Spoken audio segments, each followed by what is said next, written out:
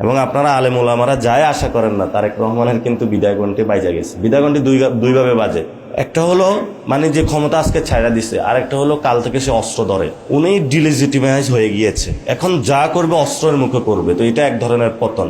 এটা যতটুকু হবে উনি তত এখন জনগণের সম্মুখে দাঁড়াবে। শুধু হাটাজারি কেন্দ্রিক নয়, ঢাকাতেও স্ট্রং জোন বানাইতে হবে। হাটাজারি তো ওটা একটা বাংলাদেশের ব্যবসায়িক নগরী চট্টগ্রাম, এটা ঢাকাতে কিন্তু ওইভাবে এখন স্ট্রং হইতেছে না। আবার স্ট্রং যিনি হয়েছেন উনি আবার 11 দলীয় জোটে আছেন, আবার কেউ হলো মানে সব মিলে কেমন যেন হয়ে গেল আর। আশা করি যে ইঙ্গিতে আপনারা বুঝছেন। এবং তারেক রহমানের পতন হবে।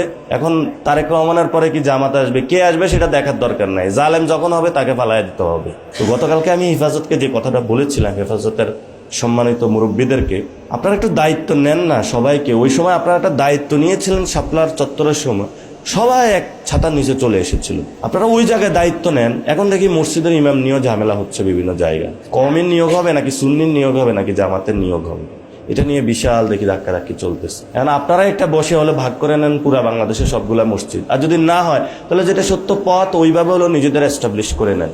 আমরা আপনাদের সন্তান, আপনারা আমাদের শিক্ষক। আমরা আপনাদের সন্তান, শিক্ষক হয়ে এখনো আপনাদের শিক্ষালয়ে যেতে আগ্রহী, আপনাদের থেকে শিক্ষা নিতে আগ্রহী। আপনারা যেভাবে বলবেন আমরা এখনো চলবো।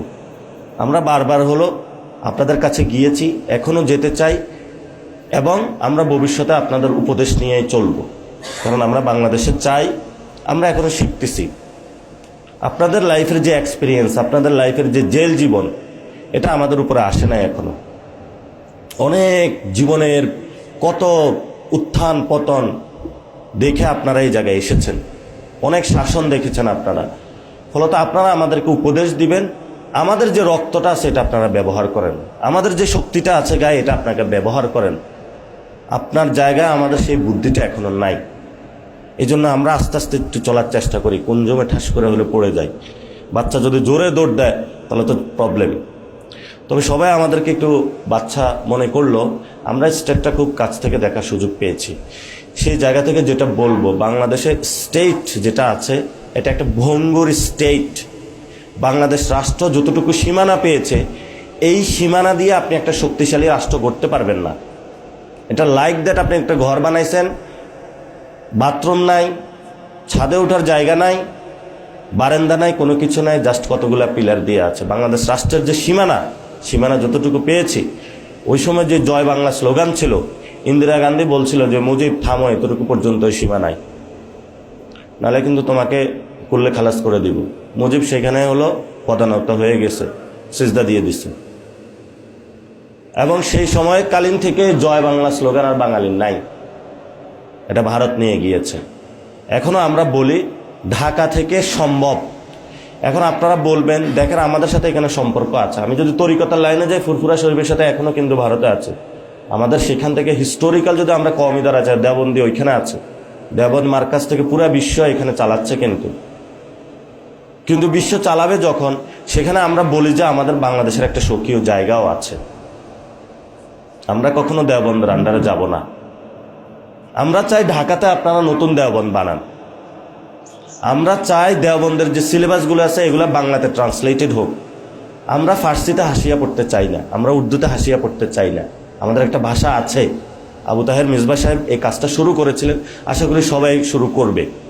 কিন্তু বলা হয় আমরা যদি প্রায়োরিটি দিই, সেখানে লোগাতুল আরবিয়াকে প্রায়োরিটি দিব। যেহেতু এটা আল্লাহর নির্দেশনা আছে, তুমি কোরআন বুঝো আরবিতে। আমি কোরআন বুঝতে উর্দুতে যাব না, ফার্সিতেও যাব না। আপনারা বাংলাতে এগুলো নিয়ে আসেন, যেহেতু আমরা এখানে বাংলায় কথা বলি। আর না হলে আরবিতে আছে, সে আরবি ভাষা শিখতে হবে। কারণ তারা ওই জায়গাটা যদি আমাদের সেই স্পেসটা দিত, তারা স্পেসটাই দেয় না আমাদের। সব কিছু এখানে ধ্বংস করার চেষ্টা চালাইছে। আমরা আশা করব যে এই জায়গায় সক্ষমতা আপনাদের আছে।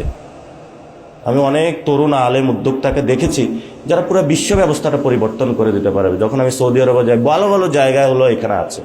আপনার জাস্ট কওমি মাদ্রাসা যারা আছে সৌদি আরবে, যদি তাদের সে লিঙ্ক আপটা করে দেওয়া হয়, পুরো বাংলাদেশের অর্থনৈতিক ব্যবস্থা পরিবর্তন হয়ে যাবে। ওইখানে বাংলাদেশে যারা যায় আরবি কোনো শব্দই বলতে পারে না, অথচ কওমিতে যারা পড়াশোনা করে শুরু থেকে একটা হলো আরবি বলতে পারে। তো এই লিঙ্কিংটা কেন হয় নাই? আমরা এই জিনিসটা করতে চাইবো ইনশাল্লাহ ভবিষ্যতে। লোগাতুল মার্কাজুল আরবিয়াগুলা কিভাবে ব্রিটিশ কাউন্সিল যেভাবে আরবি শেখায়, আমরা সেগুলো হলো ট্রেনিং সেন্টার সৃষ্টি করে এই জায়গা